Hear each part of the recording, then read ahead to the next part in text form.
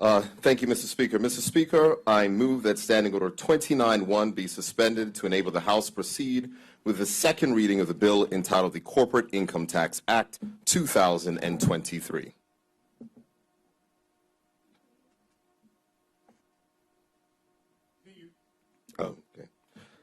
Thank you.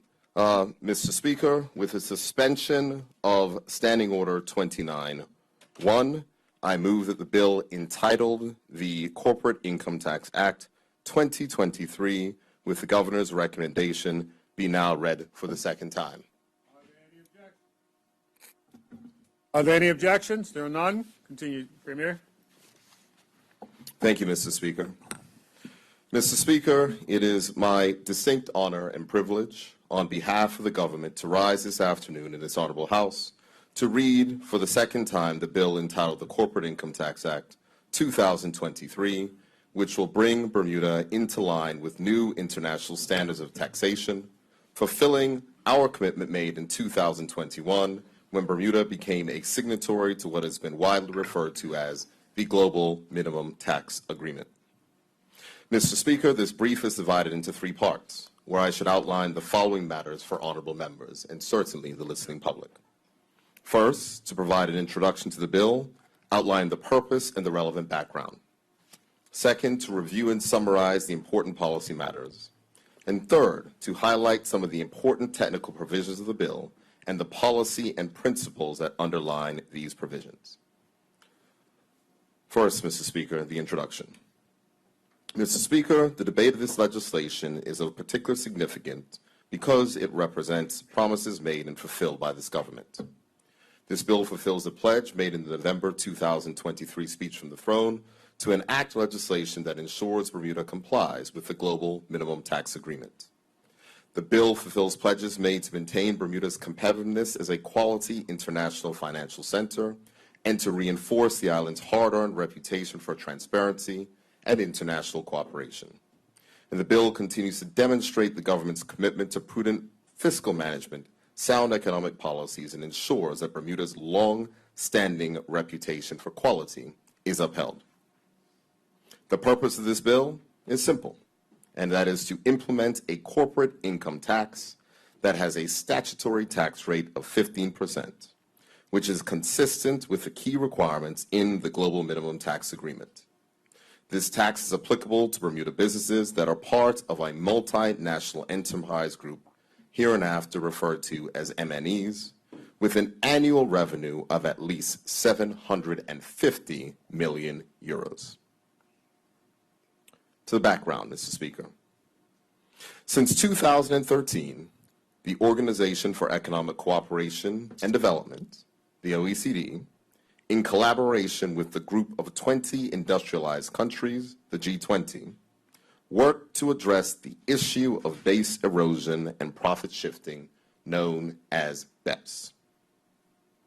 In October 2021, over 135 inclusive framework members agreed on a two-pillar solution to reform international tax rules to ensure that large multinational enterprise groups pay a minimum level of corporate tax in every jurisdiction in which they have a corporate footprint. This agreement is what is commonly referred to as the Global Minimum Tax Agreement.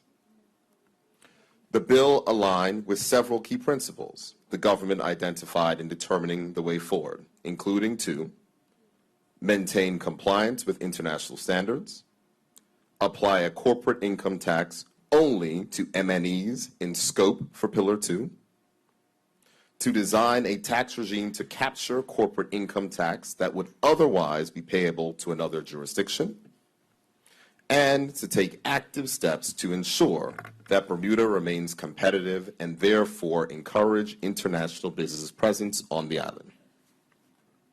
Mr. Speaker, the government worked collaboratively with tax, accounting, and legal experts in international business to develop this legislation and will continue to do so as we chart the way forward. Today is just the first step in the development of the corporate income tax regime. Next steps include the following. First, a new or reformed body to collect these new taxes will need to be designed and implemented via legislation during 2024 following public consultation. Key operational aspects must be in place by year-end 2024 with the intention for the corporate income tax being fully functional during 2025.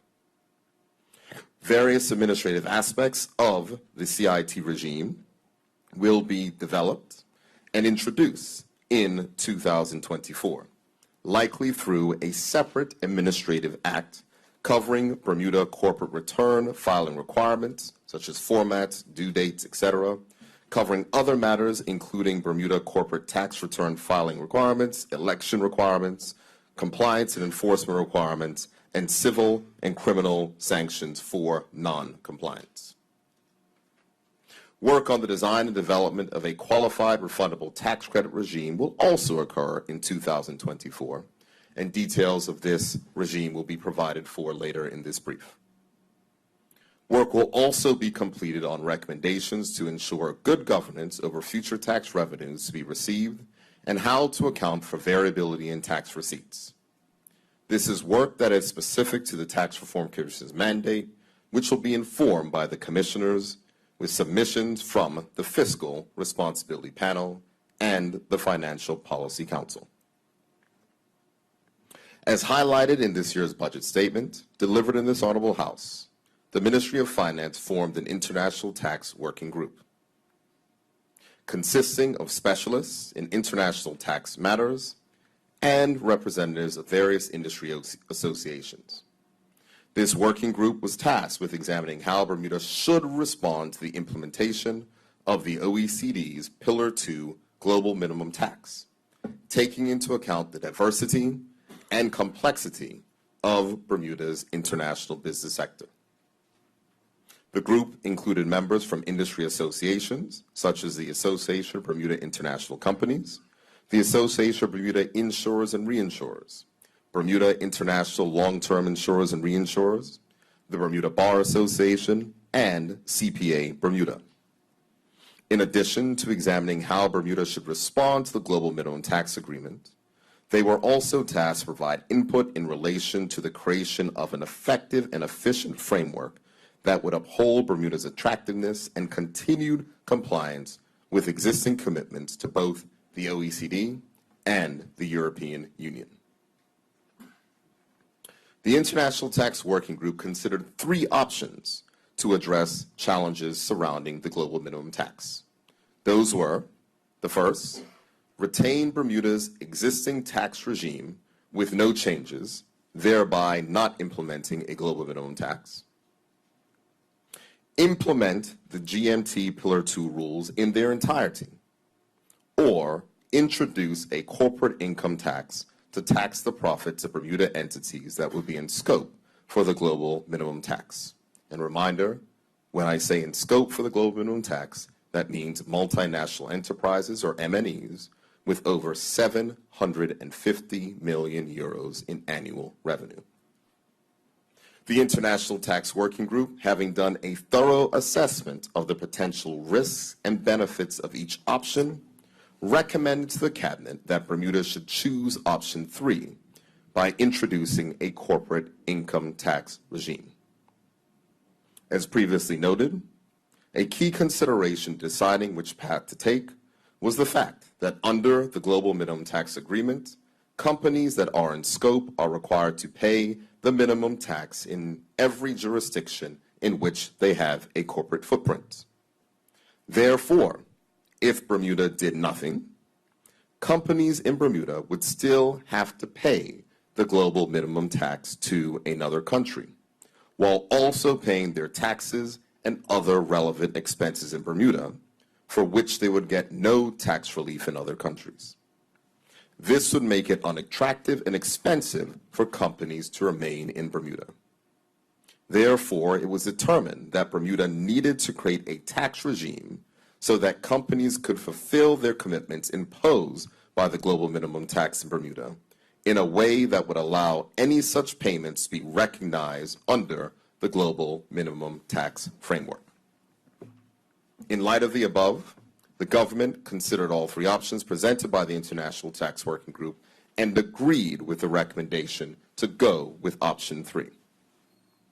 Option 1 was not considered a viable alternative for Bermuda, given that taking a status quo approach would do nothing to assuage the concerns regarding the potential for double taxation in Bermuda and would be anticipated to erode Bermuda's competitive position.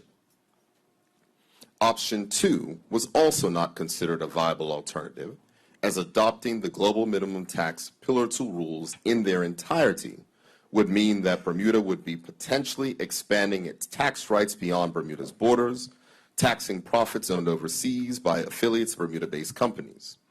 This would go beyond the government's original stated intent of only taxing Bermuda-derived profits, which would otherwise be paid to another jurisdiction. It should also be noted that developing the infrastructure to administer the entirety of the Pillar 2 rules would be significant. Adopting a corporate income tax regime, or option 3, provides the most flexibility and allows for the introduction of policy-driven design features that will benefit Bermuda, which are common in many other countries. It would also allow for appropriate introduction of transitional arrangements so that companies would not be severely disadvantaged by choosing to remain in a jurisdiction that did not previously have a corporate income tax regime. On to part 2, Mr. Speaker, policy matters. Mr. Speaker, it is appropriate to discuss a few questions that repeatedly arise in public discourse.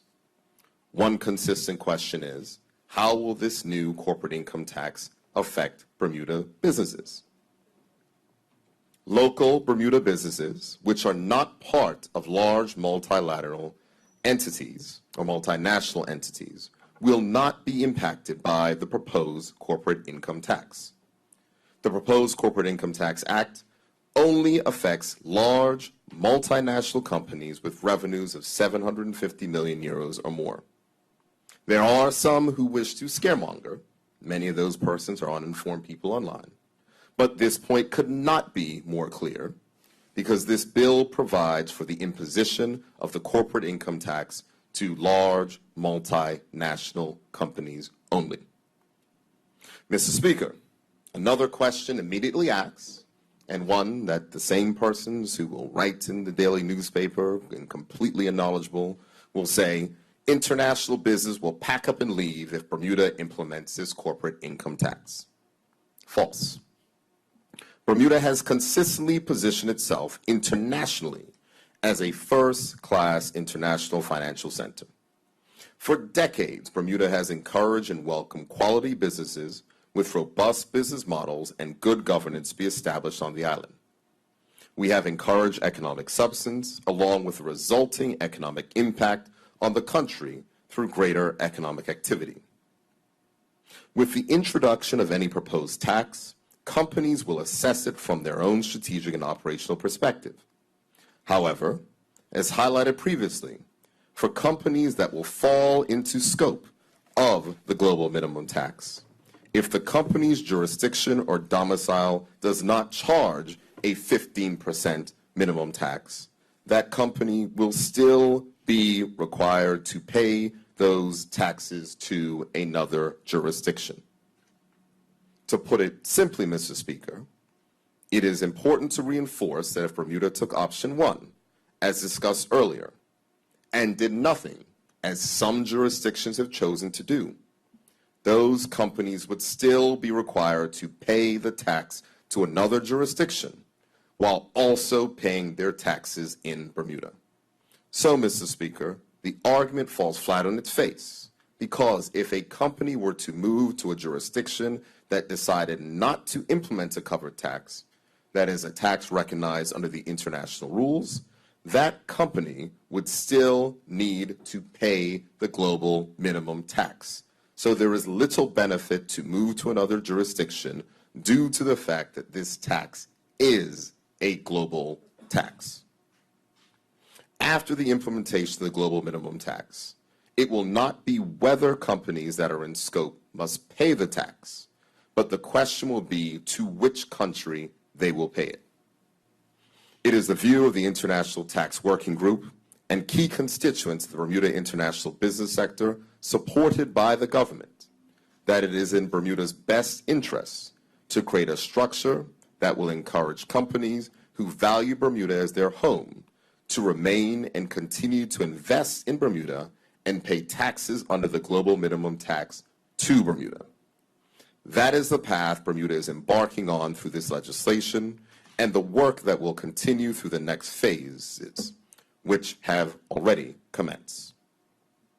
From the widespread consultations held thus far, there is substantial support for the implementation of the corporate income tax from the international business community, and we expect this sector to continue to grow in the future.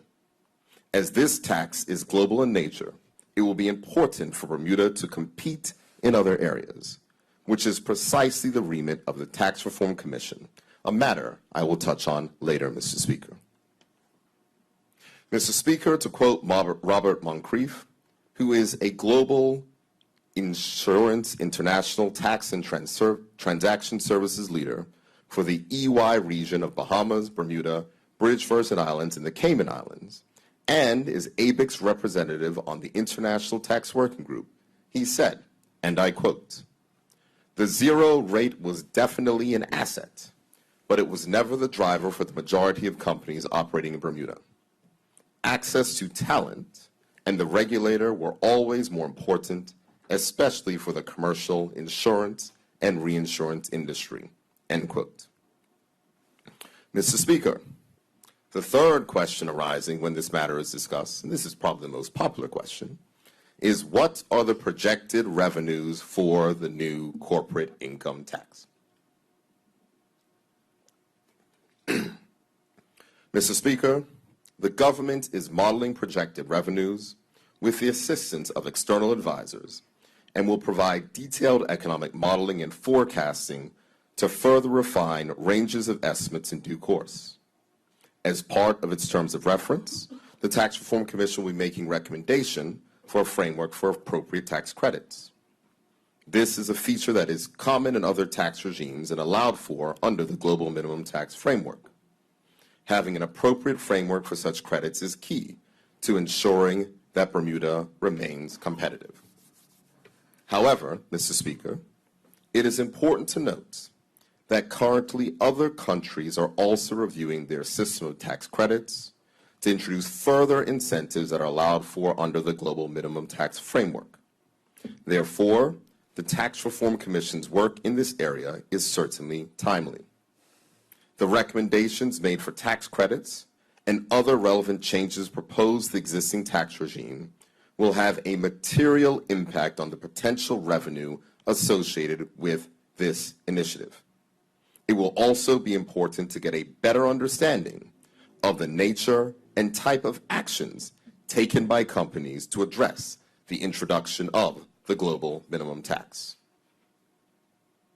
For all of these reasons, it would not be prudent to place a definitive number on gross or net forecasted revenue from the proposed corporate income tax in the absence of those additional critical inputs which are not yet available. It must be highlighted that the regime will not come into force until 2025. Therefore, the government has adequate time to refine its forecasting in time for the 2025-26 budget cycle, which is the earliest time that the government may receive revenue from this new tax.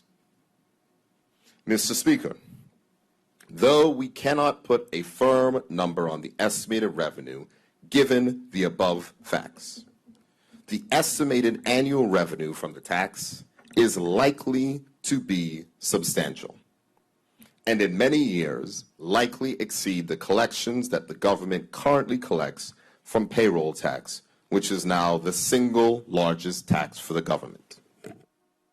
However, it is important to note that payroll tax collections are relatively stable and paid regardless of if a company makes a profit or not. A corporate income tax is by its very nature variable, especially when it comes to Bermuda's main international business sector of insurance. There may be years where there are minimal catastrophe losses and the profits of Bermuda-based insurers are high, leading to high tax collections. Conversely, there may be a season with multiple hurricanes that affect major population centers or another significant natural disaster, which may significantly impact the profits of Bermuda-based insurers, leading to low corporate income tax collections or even losses, which, under tax accounting rules, could result in no tax payable in the specific years and also reduce taxes for an extended period of years, not just the year in which the tax losses were incurred. An important point, Mr. Speaker. This is why careful planning is needed by the Tax Reform Commission on how best to restructure existing taxes for this variability to ensure that after the implementation of this tax, Bermuda as an international financial center remains a competitive jurisdiction. Now, Mr. Speaker, before I move on to the next question, I think that now would be a good time to talk about the proposed amendment that at this time of reading, the Honorable Leader of the Opposition, despite my invitation to withdraw his amendment, he has confirmed that the OBA will still advance this piece of what I term political theater. Mr. Speaker, there's a significant amount of international work, or of additional work, that must be done to complete this new tax regime. And the action plan that I shared at the beginning of this brief notes that at the appropriate time, work will be done on defining guidelines and guardrails in relation to how funds should be administered and managed. Therefore, I can understand the perspective of the opposition bringing this amendment. However, it is ill-timed as we are not there yet. In committee, after my and other members' submissions today, if the opposition still plans on advancing the amendment, I will happily dissect the amendment to state why the government cannot accept it. However, at this time, Mr. Speaker, I'd like to speak to the principle of the amendment and why it should be withdrawn today. The government has gone through great pains to ensure that we have a collaborative process, forming an international tax working group of tax experts to advise the government on the approach that we should take towards the implementation of Bermuda's corporate income tax. In addition, we have formed a bipartisan tax reform commission in which the opposition's shadow minister of finance is a member. That body's task and aim is to examine the very nature of the items that this amendment wishes to put in place. Mr. Speaker, there will be plenty of time to debate what to do with the projected revenues and what guardrails should be put in place around excess revenues and what those excess revenues should be used for. But I must posit, Mr. Speaker, that today is not that day. Mr. Speaker, if you'd allow me, I would like to share for the information of honorable members and the members of the public who are listening the draft terms of reference for the Tax Reform Commission shared with me by the chair of the Tax Reform Commission, Mr. Darren Johnson. May I, Mr. Speaker? Thank you, Mr. Speaker. Mandate. The Tax Reform Commission has been tasked with considering additional revenues that may accrue to the government of Bermuda due to the implementation of the corporate income tax, and to make recommendations to the government for the reduction, elimination, modification, or replacement of existing taxes or consideration of new taxes. The Commission is asked to consider and recommend a set of policy options with the aim of causing the Bermuda tax system to share the payments and benefits, including corporate income tax-related qualified refundable tax credits and other potential credits or reductions, fairly and equitably. To maintain, if possible, and if possible, enhance Bermuda's global competitiveness. To broaden the tax base, reduce the variability of payments, and consider alternate forms of taxes. To reduce the impact of taxes on the costs of living in Bermuda and consider how earners below a threshold of income might benefit from reduced taxes. To consider how the government's revenue management can be improved, including appropriate guardrails and approaches to fiscal optimization. In closing, it says the deliverable, draft report that addresses the mandate and provides recommendations by June 30th, 2024.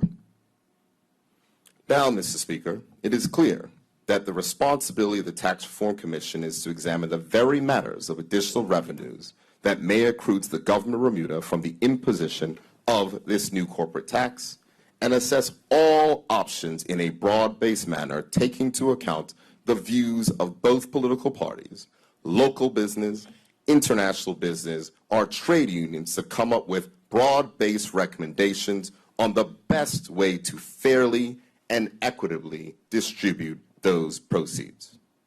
I would say, Mr. Speaker, that it is the absolute height of arrogance of the One Bermuda Alliance to believe that it is their caucus and their caucus alone, and if I may be so blunt, it is as though if it is the three musketeers of the OBA, Doug DeCuto, the Honorable Senator in another place, the Honorable member who speaks for finance in this chamber, and the opposition leader, who think that it is their right to be setting the policy priorities for the entirety of the country from their room above the music box.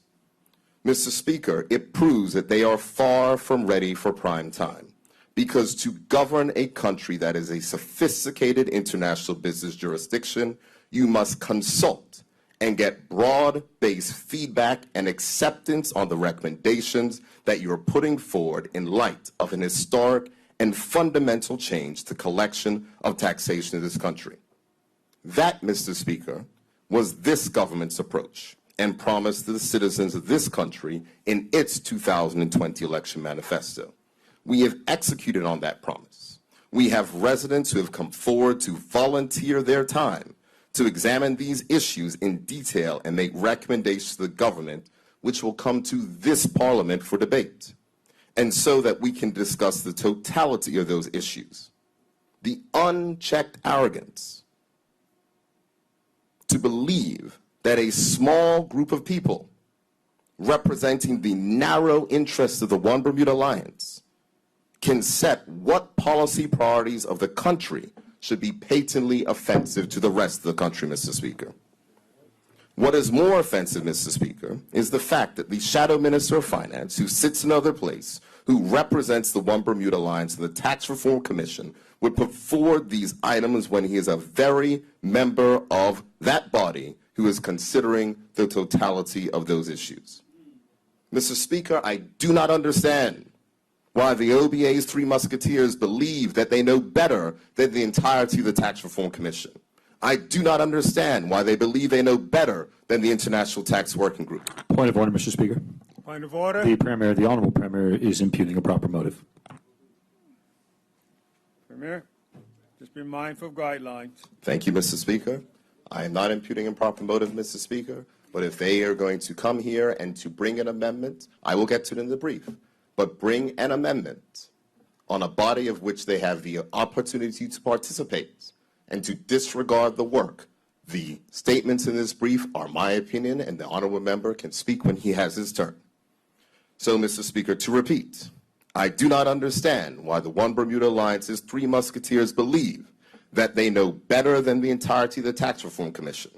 I do not understand why they believe they know better than the International Point of order, Mr. Tax Speaker. Working. Yet again, he is repeating the same statement and impugning an improper motive.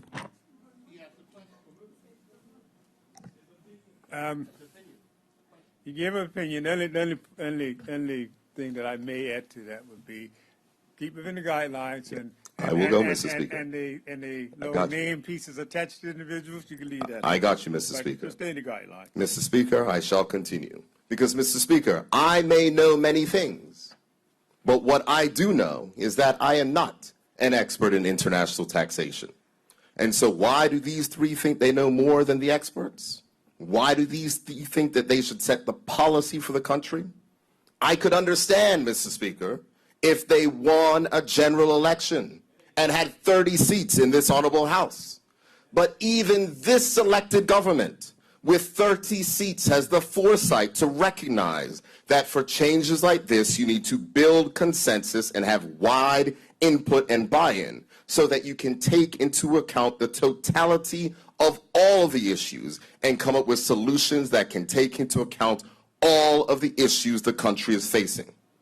Mr. Speaker, there will be plenty of time to debate what to do with these revenues. Plenty of time to debate what guardrails should be put in place. How do we handle excess revenues, which may come from significant tax collection years? But, Mr. Speaker, that time is not today. So rather than playing politics with an issue, putting forward an amendment that the opposition leader knows that this government cannot accept for the reasons that I explained to him directly, to somehow attempt to score cheap political points by playing to their base is irresponsible.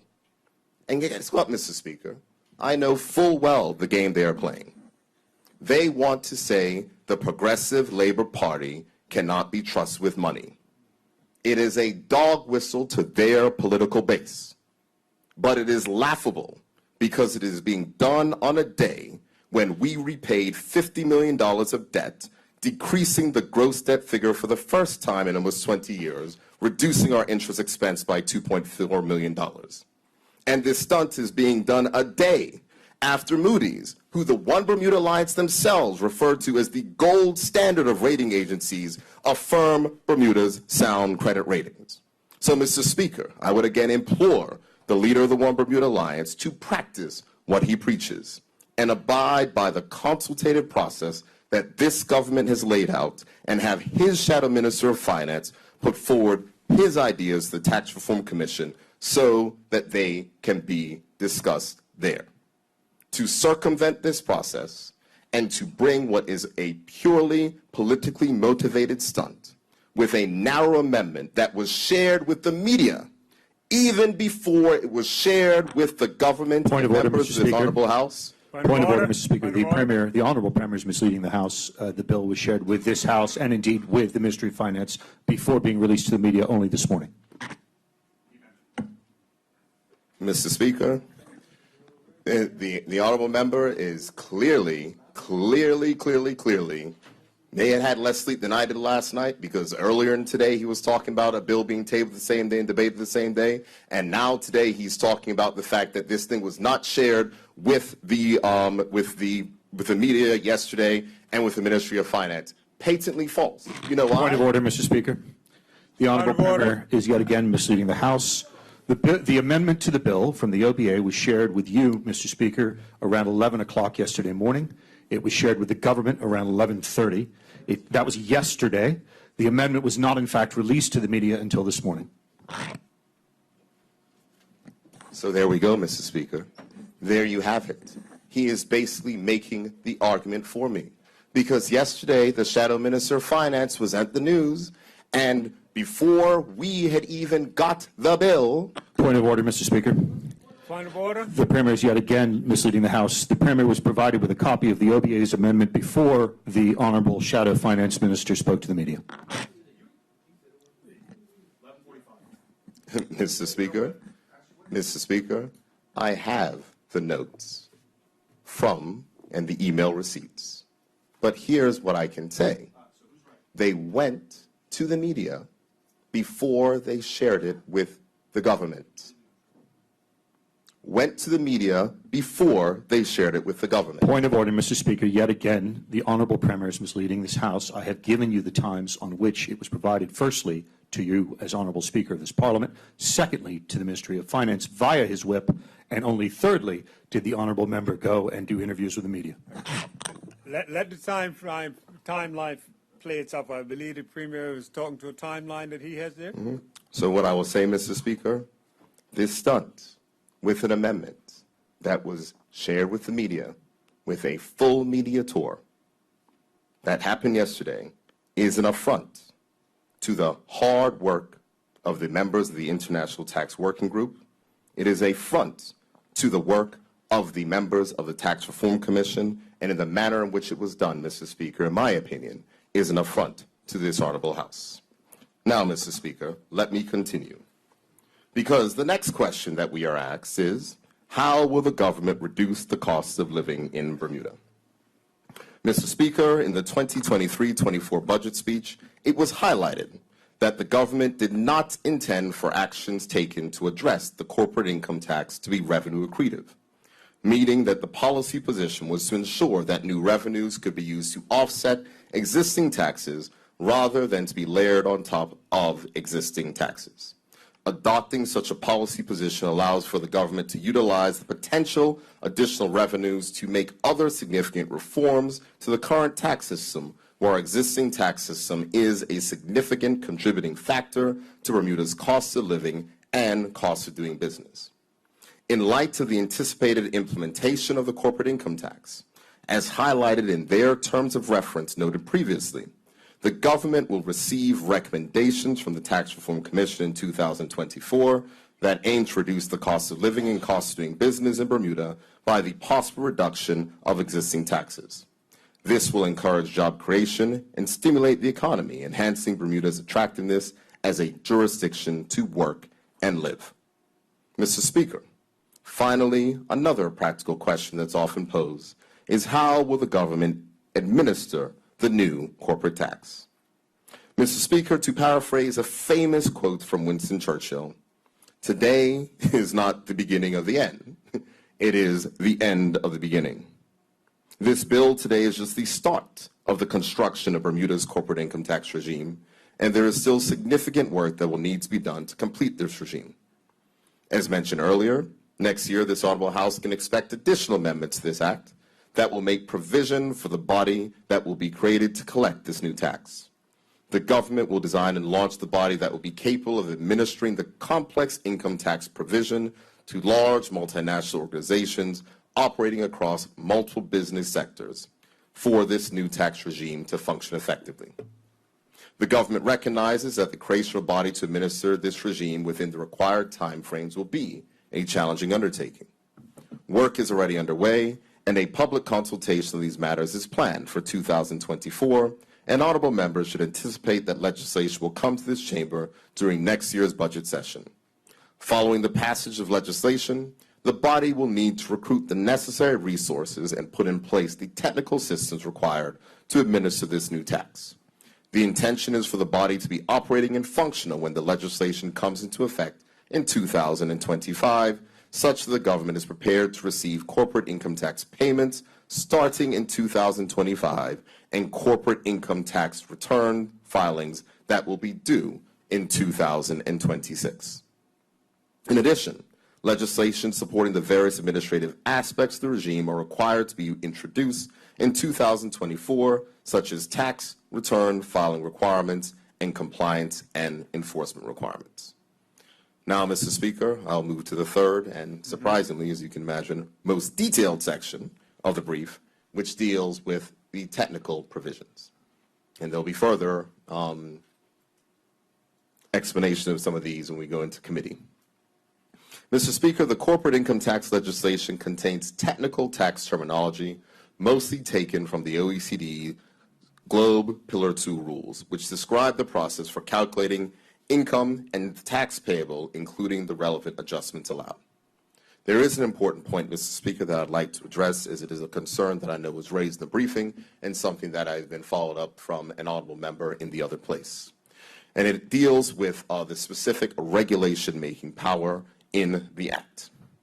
In the Act, as written, the minister responsible for the Act has broad scope to make regulations that do have the consequence of making amendments to the legislation. The reason for this is that the government had a limited time frame to enact the legislation, and with a matter as complicated as technical as international tax matters, there is a possibility that minor refinements may need to be made to the legislation during periods when the House is not in session. This is necessary under the circumstances, but consistent with what would be appropriate for matters of this nature. I can assure this Honorable House, Mr. Speaker, that no substantive changes will be effected through this mechanism, and any substantial changes will be brought to the legislature for appropriate examination and debate. Further, Mr. Speaker, I do anticipate that this power will be amended in the future for bills that will allow for advanced parliamentary scrutiny for the regulations, which is standard for tax regulations. And one of the reasons for that, Mr. Speaker, is in 2025, after this regime is put in place, if there is something that is inside of legislation that allows a minister to amend certain provisions due to negative regulation procedures, that is something that creates uncertainty and that goes against the very essence of which we are trying to do, which is to provide certainty. So it is something that is in there, it is something that is necessary for the time being, but it is not something that we expect will be in there for the long term. Moving on to the imposition of corporate income tax. The government believes it is reasonable and proportionate for any new Bermuda corporate income tax regime that is based on the key requirements of the global minimum tax supersede any existing tax assurance held by entities within the scope of the new Bermuda corporate income tax. This is reinforced by the fact that the Bermuda framework is based, to the extent appropriate, on the global rules developed in relation to the global minimum tax agreement and is structured to pay tax that is payable under that regime. It is anticipated that such assurances would continue to apply for entities outside the scope of Bermuda's corporate income tax. However, assurances issued following the enactment of the corporate income tax would be adjusted to ensure consistency with the provisions of the new regime. The government believes that it has a sound policy rationale for its position based upon three important factors that are further expounded on now, including responsible international citizen, little difference between paying tax elsewhere and paying tax Bermuda, and tax assurance certificates. Mr. Speaker, Bermuda is recognized for its commitment to global compliance and transparency and is considered by the European Union to be a fully cooperative tax jurisdiction. Bermuda currently has 41 bilateral tax information exchange agreements and more than 125 multilateral treaty partners. Bermuda, along with over 138 other countries in the OECD G20 inclusive framework on BEPS, signed up to the two-pillar solution to address the tax challenges arising from digitalization and globalization. The government believes that this proposed tax regime is supportive of Bermuda's status as a leading international financial center. Implementing a corporate income tax based on these rules is a crucial step for Bermuda to demonstrate its commitment to international cooperation and responsible governance. And by aligning with global standards, Bermuda signals its willingness to cooperate with other countries in addressing the complexity of cross-border taxation. This approach reinforces the island's reputation for transparency and cooperation, which will maintain and further the competitiveness of Bermuda as a leading international business center. Analyzing the OECD's Pillar 2 global minimum tax rules and determining to implement a corporate income tax based on that agreement is a strategic and forward-thinking policy decision for Bermuda that goes beyond mere compliance. This move positions Bermuda as a responsible international actor while furthering domestic policy initiatives. The next topic I said I'll cover under this, Mr. Speaker, is the little economic difference between paying tax elsewhere and paying tax in Bermuda. Mr. Speaker, at present, the government's annual operating budget is funded by payroll taxes, customs duties, and various other taxes and fees. While the current system has historically proven to be relatively effective and predictable means of funding general government expenditure, none of the existing Bermuda taxes meets the requirement to be treated as covered taxes for calculating a jurisdictional effective tax rate for the purpose of the GLOBE rules. As a result, many, if not all, multinational groups within the scope of Pillar 2 with business operations in Bermuda will have jurisdictions outside of Bermuda seeking to collect top-up taxes on profits earned in Bermuda, which may not have been taxed at an effective rate of at least 15%. This top-up tax could be collected either from the shareholder under the income inclusion rule or from an affiliate under the under-tax payments rule. For these groups, the tax on Bermuda profits may be payable to other jurisdictions if not collected in Bermuda. There is little economic difference between paying tax in Bermuda or paying that tax to foreign jurisdictions. Mr. Speaker, there are additional advantages that may flow from collecting tax in Bermuda rather than allowing it to be paid to foreign jurisdictions. Bermuda has the flexibility to restructure its existing tax systems, potentially reducing customs duties and payroll taxes, which would in turn reduce the cost of living and cost of doing business in Bermuda. The proposed corporate income tax bill provides for qualified refundable tax credits, which, as mentioned, presents an opportunity for groups that have Bermuda entities to invest in the jurisdiction in a manner consistent with the government's policy objectives. As noted previously, the government has embodied a tax reform commission to examine how best to reallocate tax revenues to support key policy initiatives, including reductions in the cost of living, job creation, and other programs to stimulate the economy and enhance the jurisdiction's attractiveness to multinational enterprises. The government also believes that it is critical that the cost of living, doing business, and the ability to work in Bermuda are properly managed, and it seizes the opportunities to increase the highly skilled jobs residents in Bermuda necessary to stimulate the wider economy in the future while providing benefits to entities doing business from and within Bermuda. And the third matter, Mr. Speaker, is tax assurance certificates.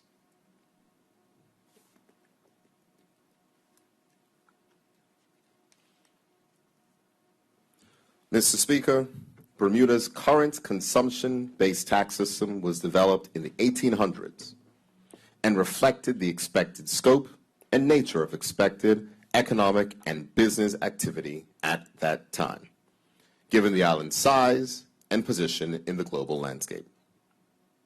This system was first codified in 1956 in the Exempted Undertakings Tax Protection Act, which was subsequently reenacted in 1966.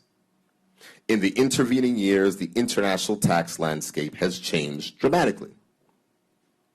The development of what was to become the European Union and the increase in the level of interest related to global tax policy in groups like the OECD have given rise to an interest in significant cross-border tax protection measures dating back to the commencement of the original OECD Base Erosion and Profit Shifting BEPS project in 2013.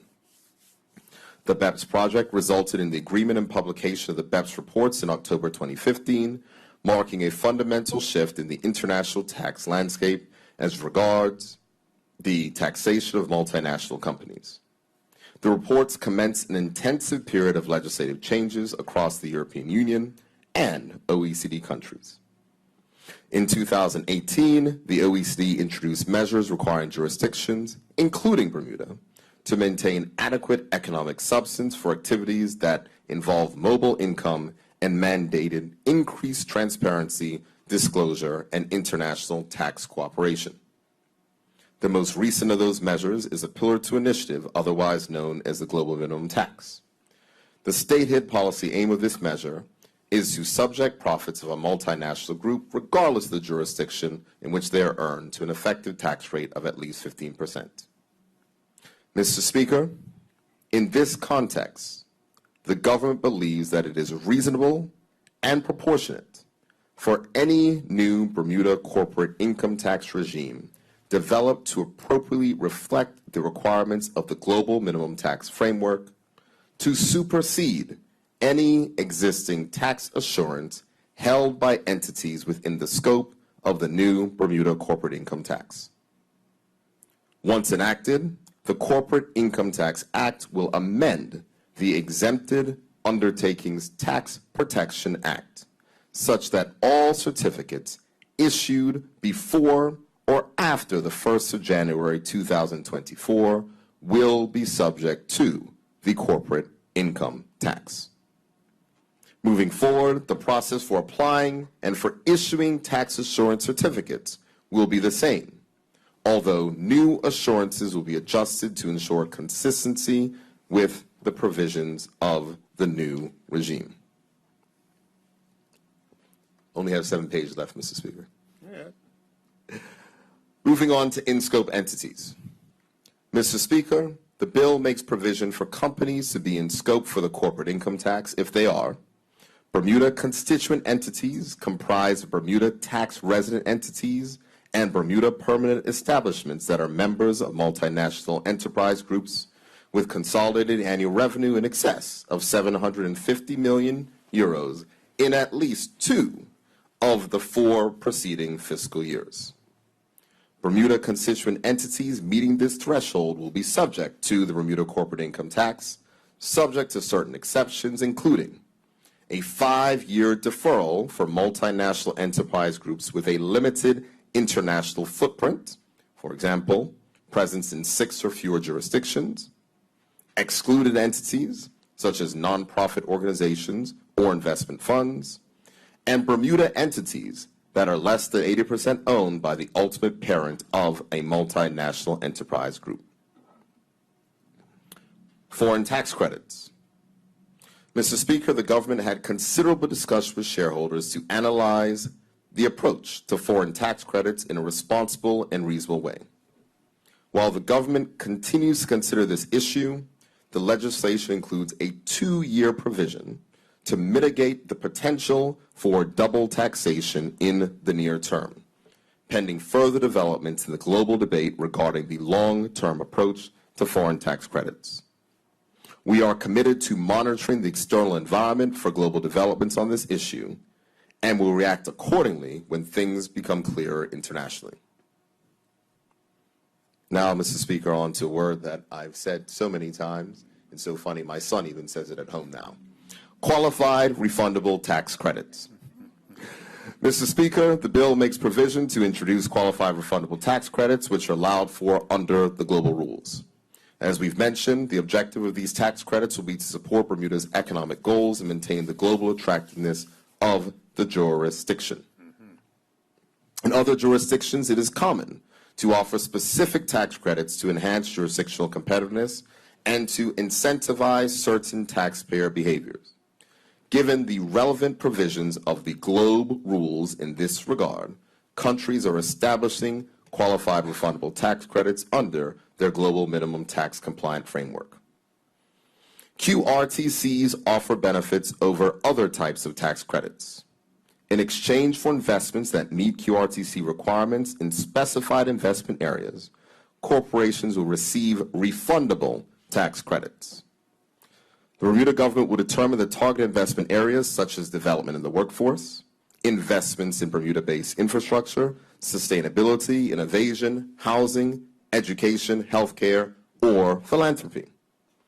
Qualified refundable tax credits are subject to specific eligibility criteria, and they must be qualified under the global rules. If a tax credit is not used, it must be refunded within 4 years. Accordingly, appropriate legislative frameworks, governance, and policy guardrails will be important to ensure reserves are maintained to pay for future qualified refundable tax credit refunds, as well as other matters related to this regime. So the important point in that to note, Mr. Speaker, is that if you collect the taxes, you have to keep some aside, because if you have to refund the taxes, then you need the money in order to make sure you pay back. As noted above, several jurisdictions have indicated their intention to develop QRTCs the current month, and, as I've stated, following recommendations from the Tax Reform Commission, the government will work to design, develop, and model a qualified refundable tax credit regime for implementation in 2025. The required effort includes policy development and additional public consultation prior to the introduction of legislation into this Honorable House to affect this policy proposal. Definition of taxable income and loss. Mr. Speaker, for those Bermuda constituent entities that are liable for the corporate income tax, the first step in deriving the amount payable under the corporate income tax is the computation of taxable income or loss. In general, the computation of taxable income or loss for the corporate income tax follows the GLOBE rules in that it starts with the financial statement of net income or loss and then adjusts such net income by prescribed taxable adjustments. Taxable adjustments incorporated into the corporate income tax are largely imported from the GLOBE rules. There are, however, certain additional adjustments provided in the corporate income tax that properly transition the new corporate income tax into effect and address certain accounting mismatches that can occur for certain segments of our international business community. Now it gets very technical, Mr. Speaker, but I've been advised that I must read this verbatim Yes. Get it for right. matters Get it of the right. future. Adjustments due to International Financial Reporting Standard 17, known as IFRS and LDTI. Mr. Speaker, the IFRS 17 adjustment mitigates issues associated with implementation of the IFRS 17 and LDTI in accordance with an acceptable financial accounting standard. I will now provide further details on the import and impact of these matters. The implementation of IFRS 17 requires long-term insurers or reinsurers to measure insurance contract using updated estimates and assumptions for purposes of preparing their financial statements. In transitioning to this new accounting standard, life reinsurers are required to make certain adjustments in their financial statements to recast historic reporting to align with future accounting.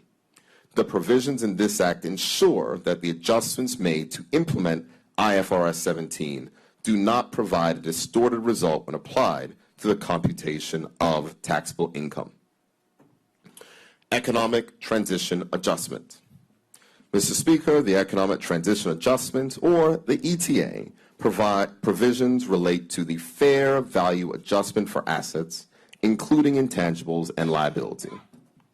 The purpose of the ETA provision is to revalue balance sheet items at fair market values as opposed to historical carrying values for tax purposes. Companies will need to provide appropriate support for the values used. The principle behind this approach, which has been seen in other jurisdictions, is similar to transitional scenarios, and it is to recognize upon entry into a taxing regime that the assets that will generate future taxable income may be undervalued. Matching adjustments. Mr. Speaker, the matching adjustments provisions mitigate potential accounting mismatches applicable to long-term insurers. The matching adjustment provisions have the most significant impact on the life insurance sector. The provisions aim to address the concern that for some long-term life insurance contracts, the assets and liabilities reflected on the balance sheet are not accounted for on a consistent basis. The most common fact pattern is assets being carried at fair market value and liabilities being carried under a prescribed reserving methodology that does not equate to fair market value. The result is a mismatch in the income statement, potentially causing distorted net income amounts. If uncorrected, this scenario could mean that life insurers experience a significant net income or losses in their financial statements, which will translate to distorted results in the computation of taxable income or loss for the purposes of the corporate income tax. The bill addresses this issue by allowing a Bermuda constituent entity to elect to match the asset and liability accounting in the computation of taxable income or loss for the purposes of the Bermuda corporate income tax. Moving on to commencement, Mr. Speaker. Mr. Speaker, the corporate income tax legislation will come into force in its entirety on the 1st of January, 2025. And will be effective for tax years beginning on or after January 1st, 2025, providing multinational enterprises time for transition. However, an enactment date on or before December 21st, 2023 allows for companies to make the necessary elections in relation to tax residency, accounting standards, or other relevant matters, as well as required accounting adjustment for effective transition on the commencement date. It is important to note that some elements of the legislation will come into force on the 1st of January 2024 to ensure that certain elections of the nature noted above are properly recognized in foreign jurisdictions in 2024. An example of such an election would be a Bermuda company that wants to elect fiscal transparency entity status in 2024, such that a status is recognized internationally. In conclusion, Mr. Speaker, the government believes that the corporate income tax framework reinforces Bermuda's continuing commitment to global compliance and transparency and reinforces Bermuda's strong international reputation. Today wouldn't have been possible without significant work done by members of the International Tax Working Group, who have so ably represented their organizations and provided key input throughout this critical work. Special thanks go to the Association of Bermuda Insurers and Reinsurers, the Bermuda International Long-Term Insurers and Reinsurers, the Association of Bermuda International Companies, CPA Bermuda, and the Bermuda Bar Association, who supported the work of their representatives. We also wish to thank the firms by whom the members of the working group are employed, who allowed for considerable man-hours and other resources to be invested in this project. Today, Mr. Speaker, is a landmark day in Bermuda's history in this Honorable House, and one that has been achieved through collaboration, consultation, consideration, and commitment. Mr. Speaker, I'm honored to serve as Minister of Finance during a time like this, and I am privileged to work with a team of committed public officers who go the extra mile to ensure that Bermuda remains the envy of other jurisdictions. And I'm grateful for all those persons in the Ministry of Finance, including our dedicated advisors, Mr. Colin Anderson and Mr. Michael Reagan, who gave their time, energy, and intellect to make today's historic achievement a reality. I note the person who is responsible for drafting the brief did not include her name, but I want to give special recognition, of course, to the acting financial secretary, who will soon end her time in the government of Bermuda, Ms. Cheryl Ann Lister, for our outstanding leadership.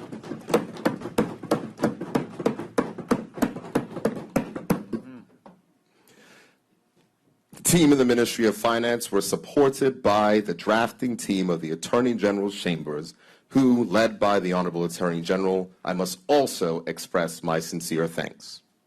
So, Mr. Speaker, on behalf of this progressive Labor Party government, and in the name of all those who labor in the cause for a more fair and just society, I commend this historic bill to this Honorable House. Thank you, Mr. Speaker.